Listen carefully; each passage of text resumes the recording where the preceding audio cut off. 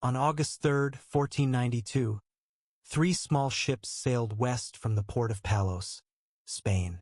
Their commander was a Genoese sailor named Christopher Columbus. He believed he could reach Asia by sailing west across the Atlantic. Every expert he had consulted told him he was wrong, not because the Earth was flat, but because they correctly calculated that Asia was far too distant to reach with the provisions he carried. They were right.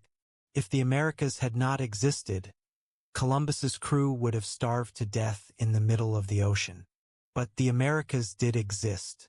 And on October 12, 1492, Columbus's lookout spotted land. What followed was the most consequential event in human history since the agricultural revolution. 2 worlds that had developed in complete isolation for 12,000 years crashed into each other. The result was catastrophic for one side and transformative for both. This is the age of exploration, and the real story is far stranger and more important than the version you learned in school. To understand why Europeans were sailing in 1492, you need to understand what they wanted. Spices, specifically black pepper, cinnamon, nutmeg, and cloves. In 15th century Europe, spices were worth more than gold. They preserved food in an era without refrigeration.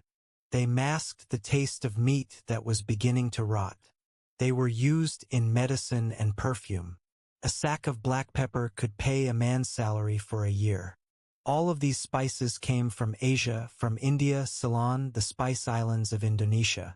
They traveled overland via the Silk Road, or by ship through the Persian Gulf and Red Sea, passing through Muslim middlemen who charged enormous markups at every step.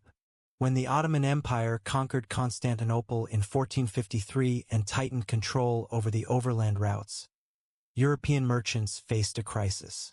They needed a way to reach Asia without crossing Muslim-controlled territory. The Portuguese found the first answer. Starting in the 1420s under Prince Henry the Navigator, Portuguese sailors systematically explored the coast of Africa, pushing further south each year. They were developing new ships, the caravel, and new navigation techniques combining the magnetic compass with astronomical observation. In 1488, Bartholomew Dias rounded the Cape of Good Hope at the southern tip of Africa. In 1498, Vasco da Gama completed the voyage all the way to Calicut, India. For the first time in history, a European ship had reached Asia by sea. The Portuguese had their sea route, but Columbus had a different idea. Columbus's logic was simple. Sail west, reach Asia faster. His geography was wrong. He dramatically underestimated the size of the Earth. The circumference of the Earth had been correctly calculated by the ancient Greek Eratosthenes in 240 BC. Medieval scholars knew this. Columbus chose to believe a smaller estimate. He was lucky there was a continent in the way. When Columbus landed in the Bahamas in 1492, he believed he was in Asia.